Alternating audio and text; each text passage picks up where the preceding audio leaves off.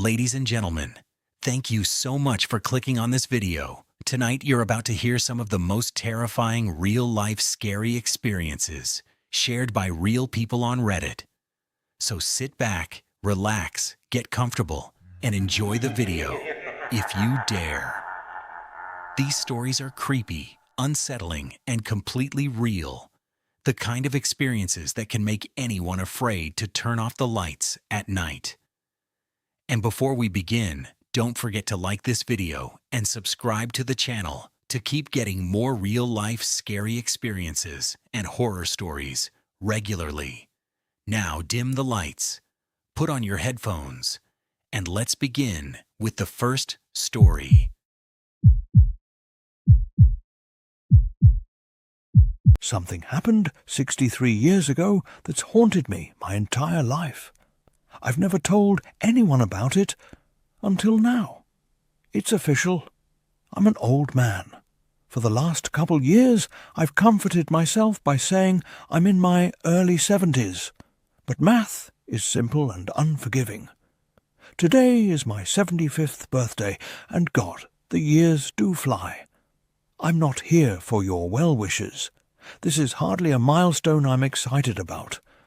I'm glad to still be here, of course, but I find I have less and less to live for with every passing year.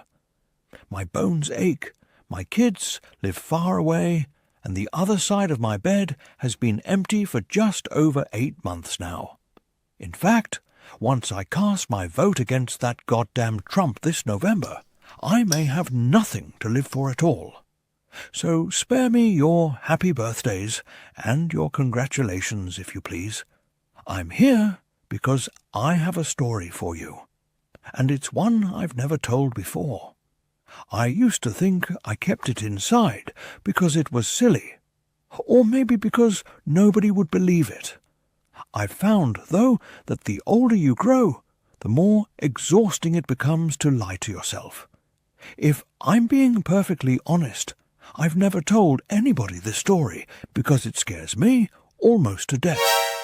But death seems friendlier than it used to, so listen close. The year was 1950, the setting a small town in Maine. I was a boy of 9, rather small for my age, with only one friend in the world to speak of, and his family, seemingly on a whim, decided to move 2,000 miles away. It was shaping up to be the worst summer of my life. My pop wasn't around, and my mom was a chore whore. Boy, was I proud of myself when I came up with that one. So I wasn't apt to hang around the house. With some hesitation, I decided the public library was the place to be that summer. The library's collection of books, particularly children's books, was meagre to say the least. But within the walls of that miserly structure I would find no undone chores, no nagging mother, God rest her soul, and, perhaps most importantly, no other children with whom I would be expected to associate. I was the only kid with a low enough social status to spend his precious days of freedom sulking amid the bookshelves, and that was just fine with me. The first half of my summer was even more dreadful than I had imagined it would be. I would sleep in until 10, do my chores, and then ride my bike to the library. And by bike, I mean rusty log of shit attached to a pair of wheels. Once there, I would split my time between unintentionally annoying the elderly patrons and deliberately doing so.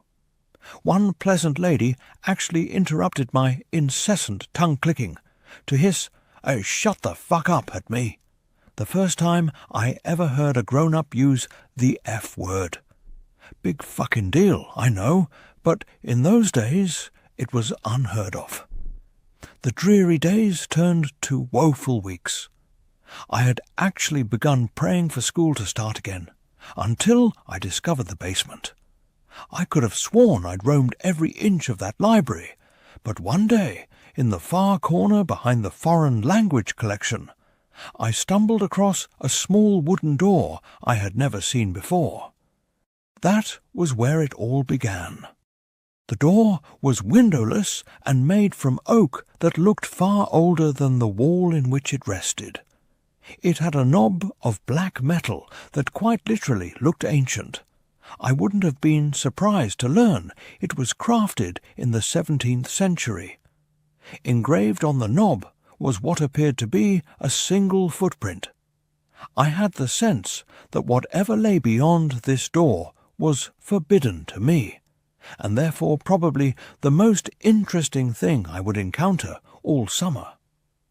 I quickly glanced around to make sure nobody was watching me, then turned the heavy knob, slipped behind the door, and shut it. There was nothing, only darkness. I took a couple of steps and then stopped, unnerved by the totality of the shadow which surrounded me. I waved my hands in front of me in an attempt to find a wall or a shelf or anything to hold on to. What I actually found was far more subtle, a small string dangling from above, but far more useful. I grabbed it firmly and pulled it down. Back in the day, lots of light bulbs were operated with strings, and this was one of them. My surroundings were instantly illuminated. I was standing on a small, dusty platform that looked as though it hadn't seen life in quite some time. To my left was a crickety-arse spiral staircase made of wood and appearing ready to collapse at any second. The bulb was the only source of light in the room, and it was feeble, so when I peered over the railing to see what lay below, the bottom of the staircase dissolved into the darkness. I was beginning to feel scared. This place, wherever I was, seemed to have no business in a town library. It was as though I were in a completely different building. But no 9-year-old likes to let a mystery go unsolved. Looking back, I wish I could tell my prepubescent self to turn around, go back, do anything else besides descending that staircase. You'll be spared a lot of sleepless nights, I'd say, but, of course, I didn't know that then, and I may not have listened, even if I had. So instead of turning back, I took a deep breath, gripped the railing, and glared resolutely forward as I began my descent. The wood on the railing was dry and covered with splinters. I immediately let go, holding my hands out for balance as I carefully traversed the staircase. It was, or at least seemed, very long, and with only the dim glow from the string bulb far above me, my heart pounded mercilessly in the darkness. Even kids can sense when something isn't right, I think. They just don't always give a shit. By the time my feet reached the cement floor at the bottom, the light from the bulb above was very nearly a memory. But there was a new light source, and God, I'll never forget it. Directly in front of me was a door, massive, and a deep shade of red. The light was coming from behind the door, and it shone out in thin lines from all four sides, a sinister, dimly glowing rectangle. For the second time, I took a deep breath and went through a door I shouldn't have. In contrast to the dank room I entered from, the room behind the door was blinding. When my eyes adjusted, what I saw nearly took my breath away. It was a library, the most perfect library imaginable. I gaped in wonder as I stepped, almost reverently, further into the room. It was beautiful. It was smaller than the library above, much smaller, but it seemed to be almost tailor-made for me. The shelves were packed with brightly coloured titles. Both armchairs in the middle of the room were exquisitely comfortable. And the smell, my God, the smell was simply unbelievable. Sort of a mixture of citrus and pine. I simply can't do it justice with words, so I'll suffice it to say that I've never smelled anything better. Not in my 75 years. What was this room? Why had I never heard of it before? Why was nobody else here? Those were the questions I should have been asking. But I was intoxicated. As I gazed around at all the books and basked in the smell of paradise, I could only form one thought. I will never be bored again. In truth, boredom only hid from me for 3 years. It was on my 12th birthday, 63 years ago to this day, that everything changed. Before that day, I visited my basement sanctuary as often as I could, usually several times a week. I never saw another soul down there, yet strangely remained free of suspicion. I never removed a book from that room, but instead would pick up a particular volume wherever I had stopped reading during my previous visit. I sat, always in the same deep purple armchair, and always leaving its twin baron and directly across from myself. That armchair was mine. The other was. Well, I suppose I couldn't have articulated it then much better than I can now, but it wasn't mine, that's for damn sure. On my 12th birthday, I arrived later than usual. My mum had invited a couple classmates and some cousins over to our house to celebrate, a gesture which I found more tedious than touching. Really, I just wanted to spend my birthday sitting and reading and smelling paradise. Eventually, our guests went home, and I made it to the library about 15 minutes before closing time. That didn't matter. The workers never checked down there before they locked up. I was free to stay as late as I wished. This particular night, I was devouring the final chapters of an epic adventure. The odour also seemed, for the first time, to be coming from somewhere specific. With a fair amount of trepidation, I stalked around the room, sniffing the air like a crazed canine, until I came to a shelf near the back. The shelf was perfectly normal, with the exception of one title, a large leather-bound cover of solid faded maroon, with one striking black footprint at the top of the spine. This was the source of the smell. I opened the front cover and saw one sentence scrawled neatly in blood-red ink atop the first page. "Rest your sorrows down, friend, and leave them where they lie." I stared at this sentence, mesmerized, as I began to retreat to my chair. I turned a page. Blank. The smell became stronger. Another page. Blank. And the smell grew stronger still. I stopped for a moment, suppressed a gag, and continued walking. Then, as I neared the armchairs, I turned one final page, and there, in the same sinister print, was the last thing I expected to see. My own name. I dropped the book. I began to sprint toward the door, but as I shifted my gaze forward, my heart leapt to my throat, and I stopped in my tracks. The empty chair wasn't empty anymore. An aged man in a suit sat before me, one leg crossed over the other, contemplating me with piercing grey eyes and a light smirk. This was all too much. I fell to my knees and expelled the contents of my stomach onto the carpet. I wiped my mouth, staring at my vomit, when I heard the man let out a chuckle. I stared at him disbelievingly. "Who are you?" I asked, panic in my voice. The man leapt to his feet, grabbed me gently by the shoulders, and helped me to my chair. He sat once again in his own. "I fear we got off to a bad start," he said, glancing at the pile of sick on the carpet. "The smell. It does take some getting used to." "Who are you?" I repeated. "Tonight you will know hardship like you've never before known," he said. "I come as a friend, offering you refuge from it, and from all other storms which lie ahead." I wanted nothing more than to leave at that moment, but I remained seated. I asked him what he was talking about. "Your mother is dead, my boy, by her own hand in her kitchen. The scene is gruesome, I must admit," he he said in sorrowful tones.